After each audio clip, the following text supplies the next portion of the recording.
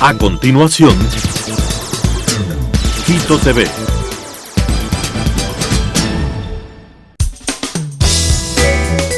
Clasificación A.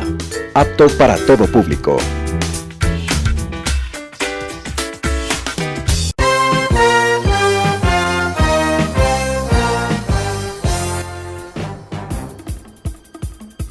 Un tiempo con las noticias desde la capital.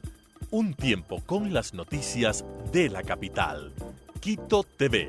Un tiempo de noticias en Telesucesos, Canal 29.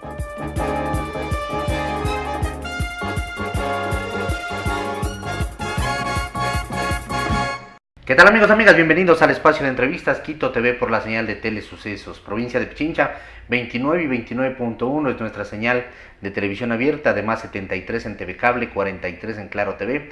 Y nos pueden seguir desde cualquier parte del mundo en www.telesucesos.net o en Facebook como Telesucesos Quito, Facebook Live, las 24 horas del día, la programación de Telesucesos.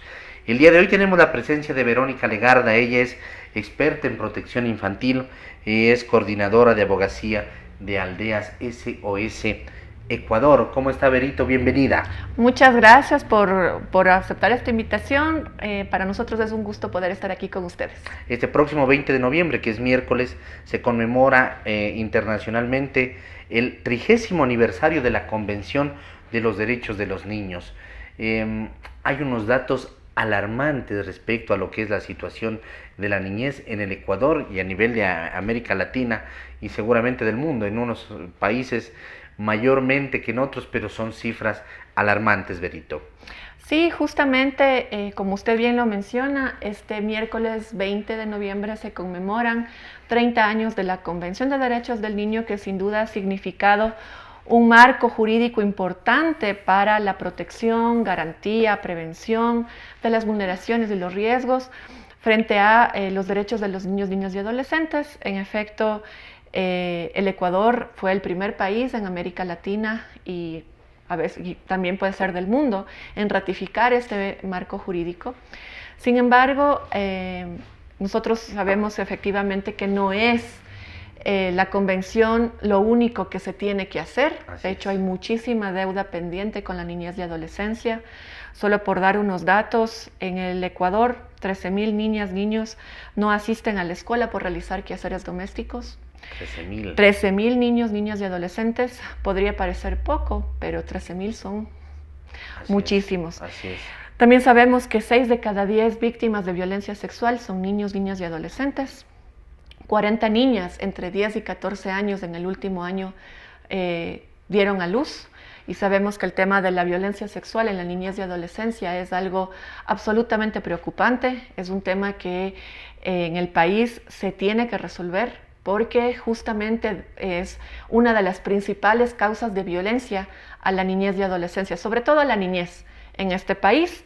Y para seguir profundizando, por ejemplo, 3 de cada 10 niños reciben castigos físicos en sus familias.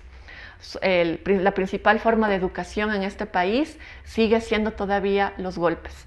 Y nos parece que esto es algo bastante preocupante porque justamente es en la infancia donde se forma a los niños, donde el futuro de esos niños, una vez ya cumplida la edad adulta, se forja. Entonces, justamente, ¿qué clase de sociedad estamos formando? Y esa es violencia dentro de la familia, ¿no? 3 de cada 10 niños. De hecho, según los datos que nosotros tenemos, el 44% de los hogares en el país cree que los golpes es una forma adecuada para educar a los niños, niñas y adolescentes. El trabajo de Aldeas Infantiles SOS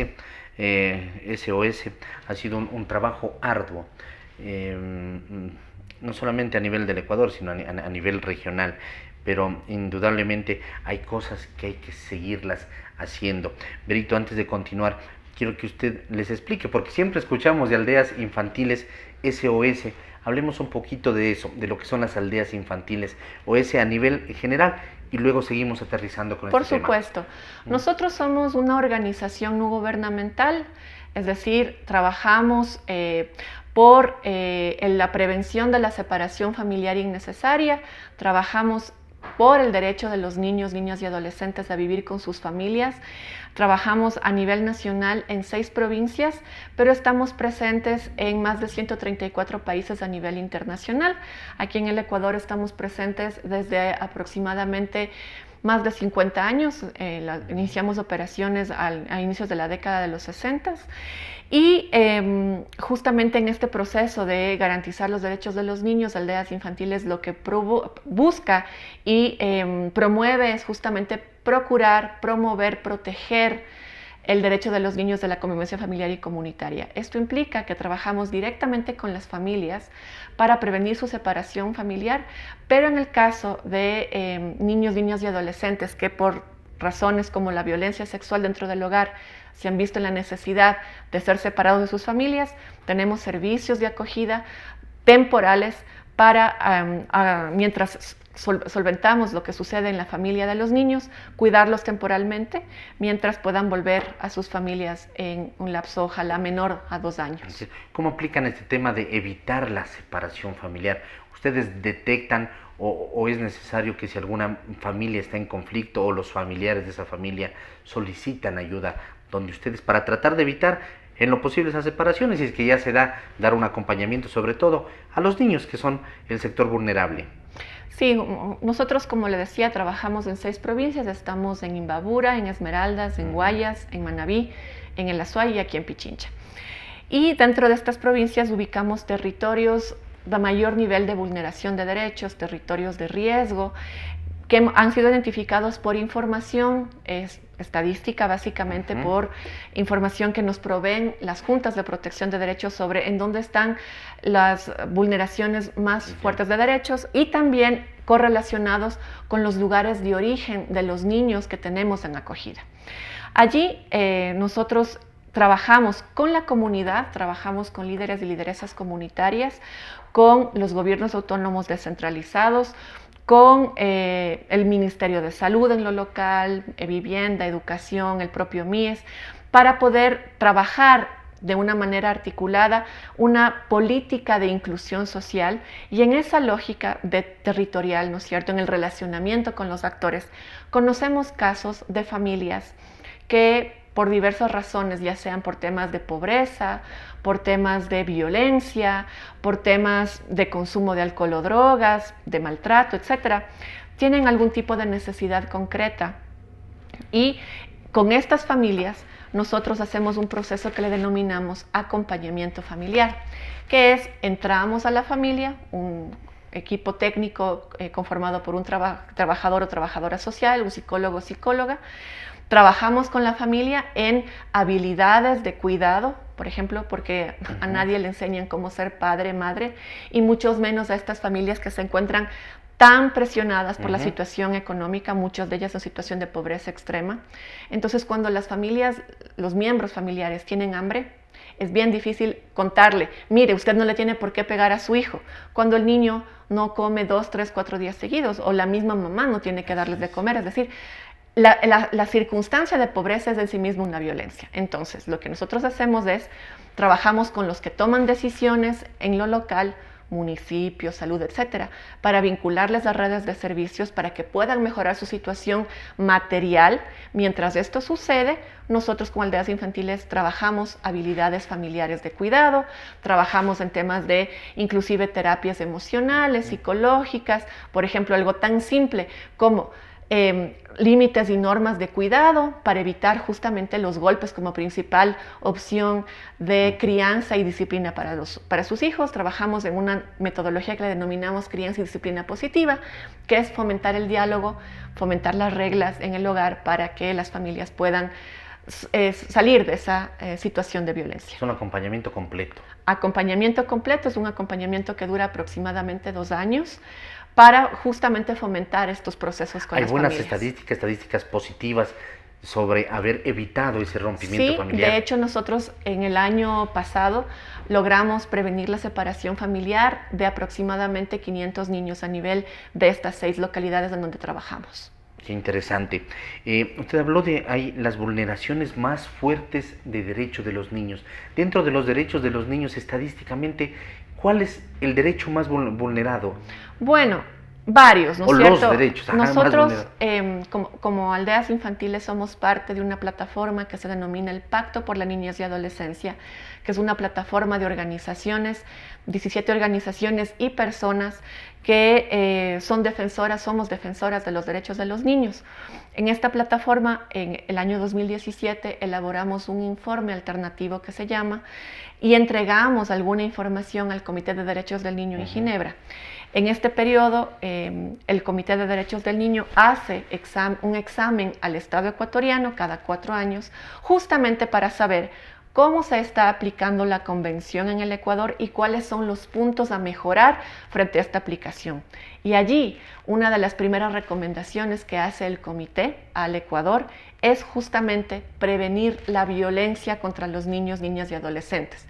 Violencias de diversos tipos: violencia sexual, violencia intrafamiliar, que implica también la sexual, pero sobre todo maltrato, negligencia, ¿no es cierto?, golpes en la crianza, pero también el tema del abuso físico, el abuso sexual, y no solamente en el espacio familiar, que es el principal entorno de cuidado, sino también otros entornos como las escuelas, las comunidades, el sistema educativo en general, porque según el comité, y a nosotros nos parece, también dentro del informe lo visualizamos así, que una de las principales vulneraciones de derechos de los niños es la falta de participación y presencia de los niños para la toma de decisiones que tienen que ver con sus propias vidas. Son los adultos quienes están tomando decisiones por sobre ellos, creyendo que los niños y niñas no saben qué es lo que quieren. Y lo primero que hay que hacer es escucharles, escuchar sus voces, saber qué es lo que necesitan de ellos mismos. Y justamente por eso este elemento del 30 aniversario de la Convención se vuelve fundamental nuevamente para poder exigir al Estado ecuatoriano que haga acciones concretas en favor de los derechos de los niños. Ya no queremos declaraciones, las estadísticas muestran... Hay que exigir al Estado, a la sociedad, a los organismos, el cumplir. Exacto.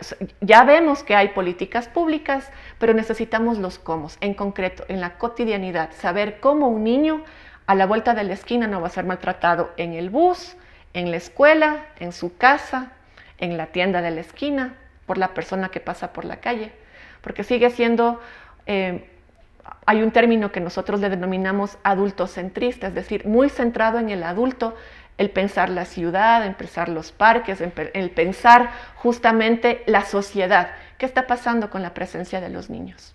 Claro, cómo entran ellos a estas distintas leyes, a estos códigos que están todo el tiempo debatiendo, por ejemplo, en la Asamblea Nacional, y se están creando diversos códigos, alcances a las leyes, pero de los niños escuchamos muy poco, y eso sí es preocupante además. Así es, porque de hecho nosotros, como Aldeas Infantiles y como Pacto por la Niñez y Adolescencia, estamos organizando un evento de exigibilidad de derechos para el 21 de noviembre. 21 de noviembre, 21 de noviembre, un día después del aniversario de la Convención. ¿Por qué hacemos esto? Porque el 20 aniversario se tiene previsto entregar un mandato elaborado por 138 niños, niñas y adolescentes, en donde los niños, niñas y adolescentes le digan a la Asamblea Nacional y al Presidente de la República cómo quieren que sus derechos se cumplan. ¿Eso se va a presentar? Eso se va a presentar el 20. Y el 21, como sociedad civil, vamos a presentar públicamente este mandato y a declararnos como veedores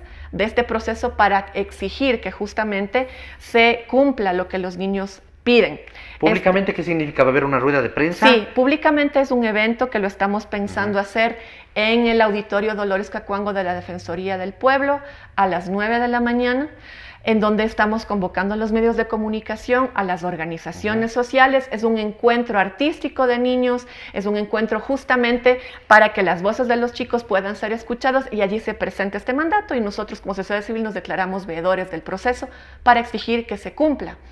Hay 3 puntos importantes dentro de lo que van a exigir, ¿no? 1, inversión social. Así es, justamente porque la recomendación del Comité de Derechos del Niño es: el Estado ecuatoriano necesita saber diferenciar de manera específica por edades, género, localidades, cuánto se está invirtiendo específicamente en temas de niñez y adolescencia. Ya no queremos saber. No existen esos datos, necesitamos ya no saber. queremos saber cuánto se gasta por construcción de escuelas del milenio, por pago a maestros. Que llega directamente. ¿Qué está llegando directamente a cada niño, niña y adolescente en el país? Esos datos todavía no existen y son de difícil rastreo. Porque saber estos datos significa saber efectivamente que se están pensando en casos individuales y por lo tanto en necesidades específicas. La protección a la inversión es fundamental. Otro punto adicional es justamente, se está pensando reformar el Código a la Niñez y Adolescencia. Necesitamos una reforma integral que incluya la voz de los niños. No se puede pensar en una reforma al Código sin los niños, sin que ellos estén presentes y se pronuncien sobre cómo quiere que se reforme el código. Cuando hay una reforma a la ley de empresarios o a la ley empresarial, a la ley económica, los grupos de interés están presentes. Pero ahora necesitamos que los niños estén presentes. En otros países se ha dado este tema, que los niños participan y exigen y piden lo que quieren que se incluya. Por supuesto, hay casos maravillosos, como por ejemplo en Argentina, hace aproximadamente unos 6 años atrás, el gobierno argentino recibió a un grupo de adolescentes que estaban pronunciándose por una ley en favor de su derecho a la autonomía y a la emancipación, por ejemplo. Entonces quizás es importante que el Ecuador también pueda regresar a ver estos ejemplos para que los niños puedan ser parte de esto. El propio Código de Niñez y Adolescencia en el 2003, cuando se operativizó aquí en el país y se aprobó, tuvo una delegación permanente. ¿Y desde ahí no ha habido variantes? Y desde ahí no se ha tomado ha habido variantes, sí, pero sin tomar en cuenta la voz de los niños. Es complicado. La tercera es cumplir con el porcentaje de inversión del 6% del Producto Interno Bruto. Así es. Nosotros vemos con mucha preocupación y sentimos en carne propia los recortes estatales producto de la crisis económica. Sabemos que hay una crisis en ciernes que tiene y va a tener efectos y daños colaterales en el mediano plazo. Lo que nosotros esperamos es que, tal como lo plantea la Constitución, los recursos destinados a la inversión social no sean recortados. Ya hemos visto con mucha preocupación recortes en presupuestos, por ejemplo, de la inversión en educación universitaria. ¿Qué va a pasar con los adolescentes que están próximos a ser universitarios? ¿Va a haber la suficiente calidad en la inversión? Ese 6%, ¿qué va a significar? Necesitamos que esté correlacionado con lo que decía al principio. Datos concretos y específicos de cuánto están recibiendo los niños. Que sea inversión, no gasto. Inversión. El gasto también puede ser de calidad, vinculado a la inversión, pero sobre todo necesitamos saber qué, cómo y cuándo está llegando en términos concretos en inversión a niños, niñas y adolescentes. Calidad. Así es. Hay un dato que me llamó la atención y dice que 40 niñas entre 10 y 14 años dan a luz cada semana. Cada semana. Así es. Estos datos son del Observatorio Social del Ecuador. Hace poco el Observatorio Social del Ecuador junto con UNICEF hicieron un estudio que se llama La situación de la niñez y adolescencia en el país. 6 mujeres entre esa edad diarias. Sí, es producto justamente de la violencia sexual. La violencia sexual en el país es un problema gravísimo. Nosotros consideramos todo embarazo de niñas entre 10 y 12 años es violación. Y en adolescentes, la gran mayoría, por no decir más del 80%, también son casos de violación. Son relaciones no consensuadas o productos de, por ejemplo, estupros o matrimonios infantiles. Eso sigue siendo violación. Matrimonios infantiles. Así es. Nosotros hemos visto casos en donde el matrimonio infantil es una práctica cultural. Un adolescente con una persona mayor de edad, pongamos el caso de una niña de 15 años con un hombre de 30 años, eso es estupro y eso es penado y debe ser penado por la ley.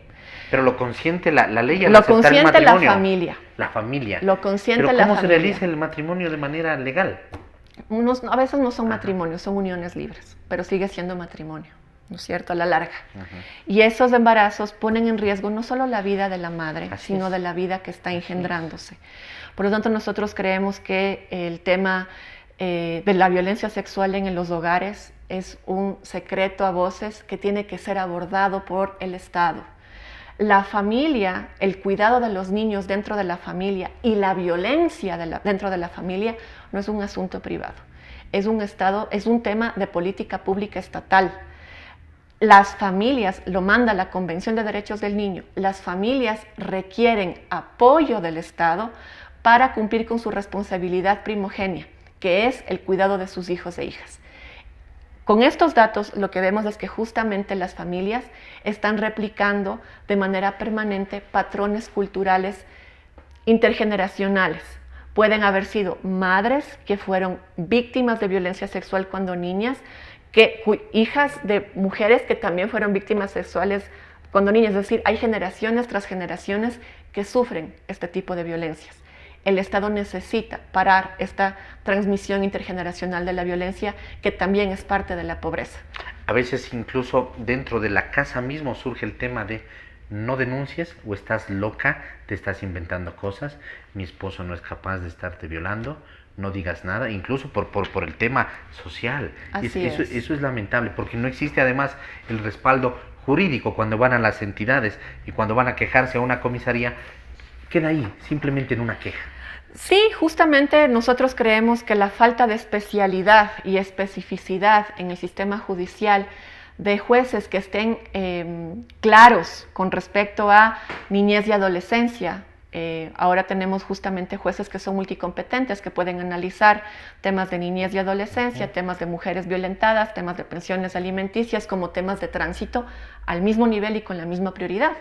Entonces nosotros necesitamos que el sistema judicial sea especializado en niños, niñas y adolescentes, que tenga jueces que sepan cómo determinar qué es el interés superior del niño, cuál es el enfoque de derechos que tiene que tener todas las decisiones que toman, cómo deben escuchar a los niños en esa toma de decisiones, porque justamente los datos que usted dice sobre, en realidad, cuántos casos están llegando a ser denunciados efectivamente son realmente muy pocos. Nosotros tenemos el dato de que cuando se da un caso de abuso sexual infantil, el 55% de las familias toman medidas para evitar que este hecho se repita, pero solo el 15% lo denuncia.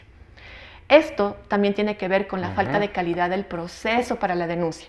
Muchas veces niñas han sido revictimizadas por fiscales, por jueces, por equipos técnicos dentro del sistema judicial. Tienen que contar 1, 2, 3, 4, las veces que sean necesarias todo lo que les pasó.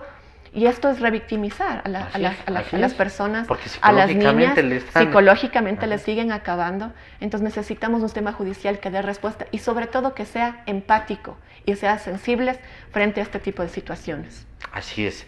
Hay algo que me llamó la atención del boletín, ya casi por terminar la entrevista.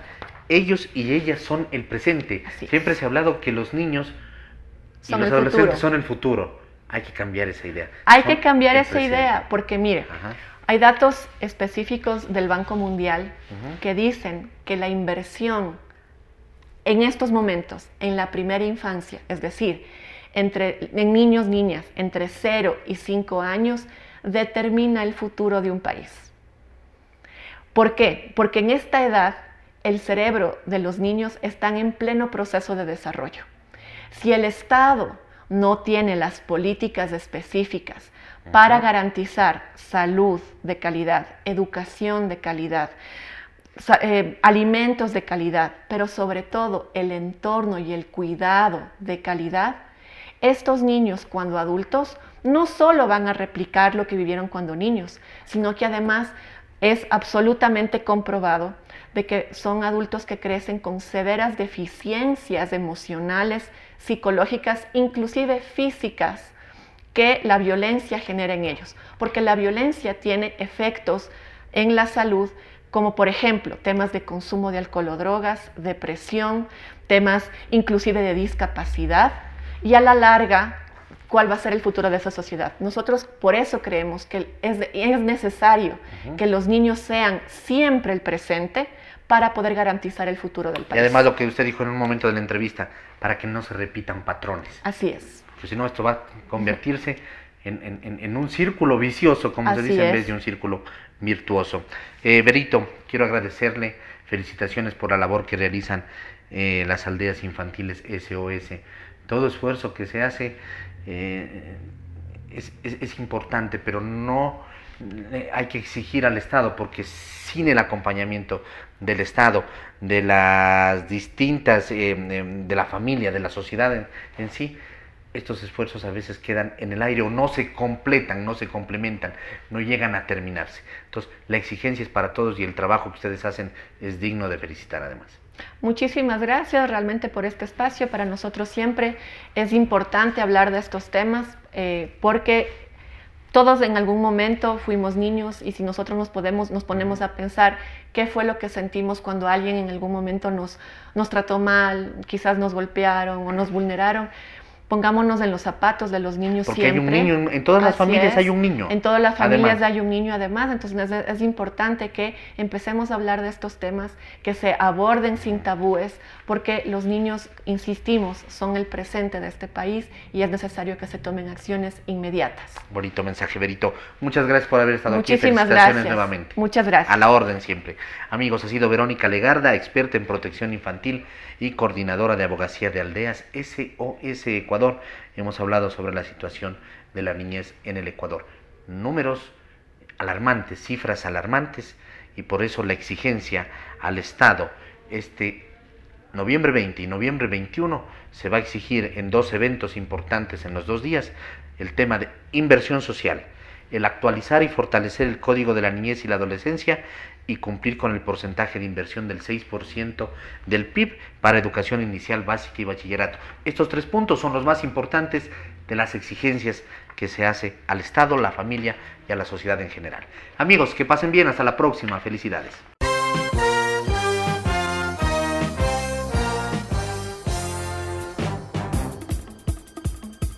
Un tiempo con las noticias desde la capital.